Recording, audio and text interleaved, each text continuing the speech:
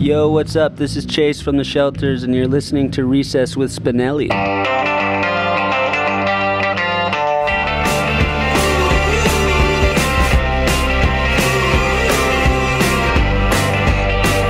You're tuned in to Recess with Spinelli here on WSPN 91.1 FM Skidmore Radio. And today we are here at the Music Box in San Diego, California with Josh and Chase of The Shelters. They are from Los Angeles and they have a brand new album, Jupiter Sidecar, which is out and available now. Thank you so much for joining me today, guys. Thanks for having us. So in the new album, Jupiter Sidecar, the first thing that comes to mind looking at it, of course, is the album cover, which has a UFO on a trailer with a large kind of teddy bear type thing sitting in a lazy boy being towed by a vintage looking truck on a beach. Yep. This is the exact reaction we wanted from everyone. So you nailed it. That's exactly what's on the record. And it's got quite the story to go along with it. What is that story?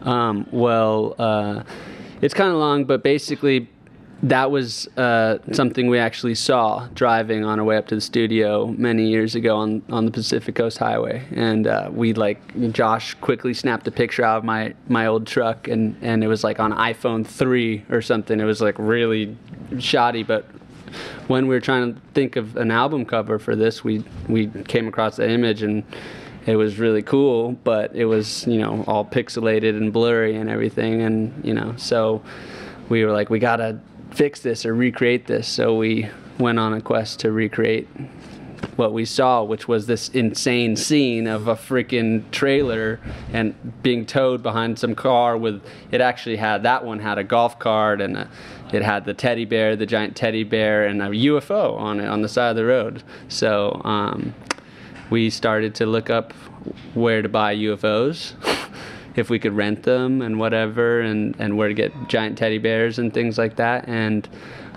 it's actually a lot harder than you would think to get a giant UFO that looked like that. So we ended up building one. So going back to a little arts and crafts stuff back in the day? Mm-hmm.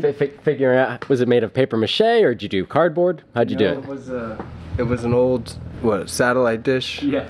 Yeah, it was an old satellite dish we bought on Craigslist. San Diego. We drove down to San Diego, actually. Yeah, and we bought this old satellite dish from this old, 90-year-old couple that were like, oh, we don't need this anymore. And it's like 8 feet tall. I mean, it's like 150-pound satellite.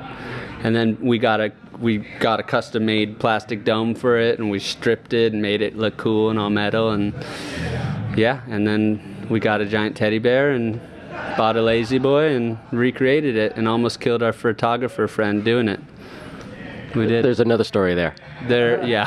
The story just continues. And honestly, this UFO still exists, and it has been living at our house, at my place. So, and then it lives somewhere else now. Now it's actually in a friend's yard. And helicopters probably circle that thing when they go over. So besides the photo, did you at least also recreate everybody else's experience on the highway by just driving that around for a couple of weeks? Well, it turned heads on when it was on the highway, which is what it did to us, is that it turned our head, because it was just such a bizarre thing to see.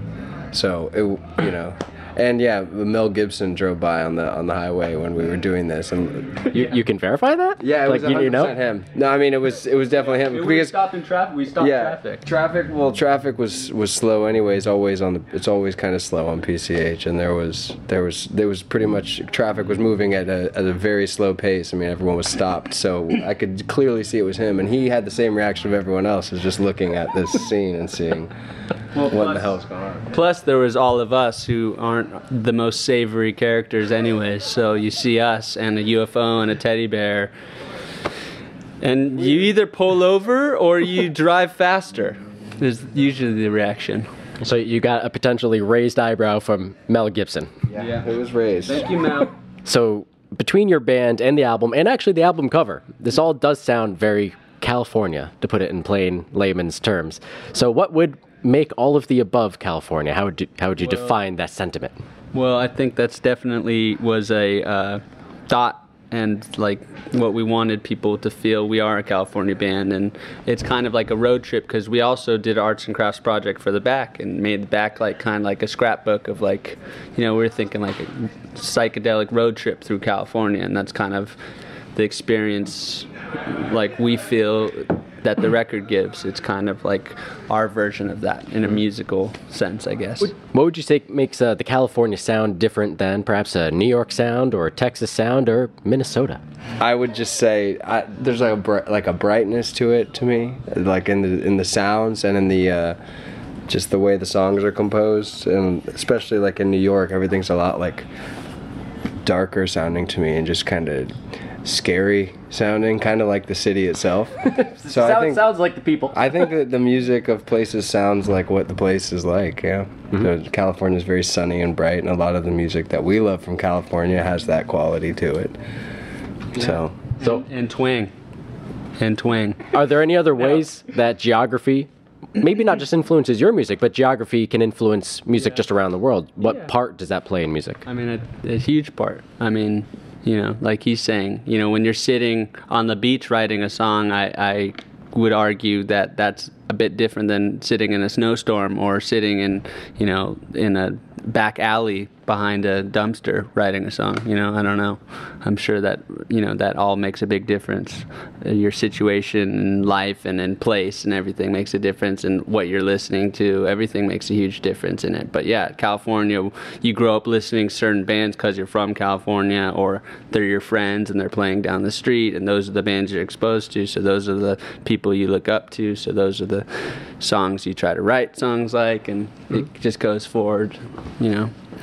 And so I think that, like, growing up where we like certain music, and that comes through in our music because we try to take those influences and push them forward.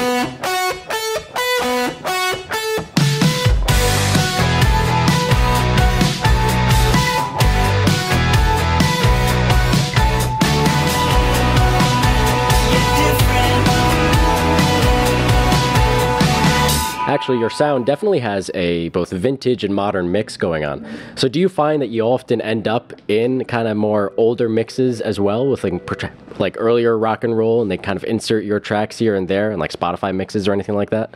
I haven't particularly taken notice of that, but I do think that, you know, there are elements of our sound that hopefully would appeal to people who like older rock and roll, as well as hopefully elements that people like that are more modern sounding as well, I guess. But I think that I've heard it on the radio, you know, Rebel Heart, they used to play Rebel Heart on the radio sometimes, and every now and then it would be cool to hear like which songs surrounded it, you know, and every now and then it would go from like a Beatles song into the Rebel Heart, and so that's kind of a trippy feeling, you know, to hear that on the radio, so it's kind of...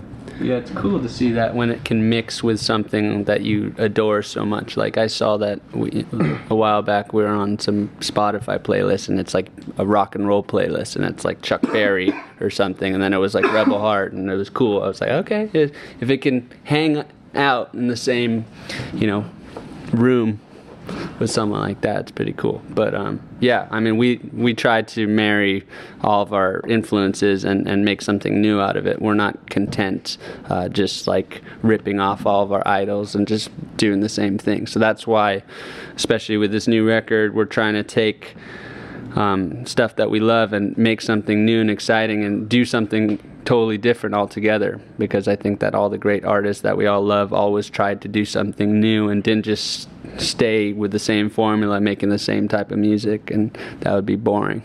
Well, from the last work to this work, what were some of those things that you tried to change and try to make new and do different? I think sonically, mostly, we're just trying to incorporate new sounds and experiment with different types of arrangements, and get a little bit more modern, but without losing, you know, what we love too as well. So which song was the most rewarding to complete on this new album?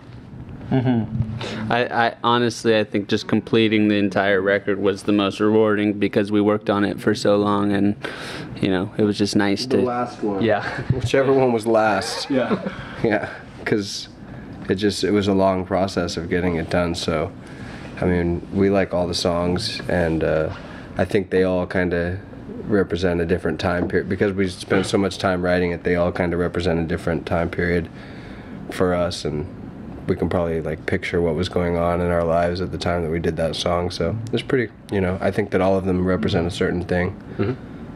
Actually, regarding making albums, one of the things that always comes to mind is now as streaming is becoming more and more prevalent, do you guys notice any difference in making an album versus just releasing the singles, over a period of time? Is it more advantageous to release album, more advantageous for singles? Yeah, I have a few interesting ideas I don't think there's any rules anymore, so I think it can work anyway. I like the idea of how people put out singles and then at the end compile them onto a record. I think it could be cool to do more like a TV show where it comes out once a week, you do it, and it continues this long build of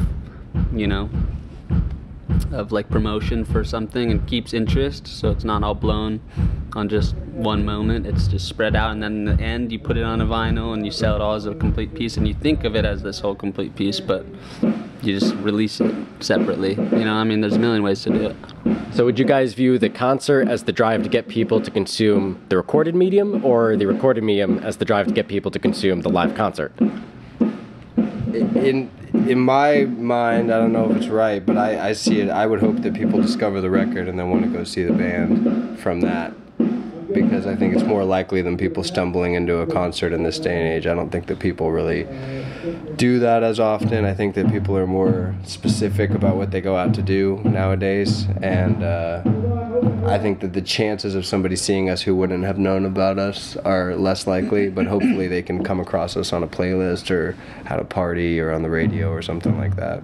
So at the end of a Shelters concert, what do you hope the audience takes away from your performance? That they should have brought earplugs. I don't know if that's a good thing or not. I don't know. I hope that they just had a good time and they're excited by guitars and loud guitars and rock and roll music. I don't know. I hope that they want to go listen to the music and hear how. To me, I like hearing how bands' live performance differs from the record. So maybe it would be a cool thing for somebody who sees us hears us for the first time live and then wants to go hear the record. Could have an interesting reaction. I don't know. And I think that touches pretty much most everything I had to say, unless you guys have any final thoughts, anything else you want to add you think is important, whatever else comes to your mind. No, that's good. We're good. We just hope that we get to see some more faces out there soon. Thanks for having us. You have been tuned in to Recess with Spinelli here on WSPN 91.1 FM, Skidmore Radio in Saratoga Springs, New York. And we are here in San Diego, California with the rock and roll group The Shelters. And they have a brand new album, Jupiter Sidecar, which is out and available now.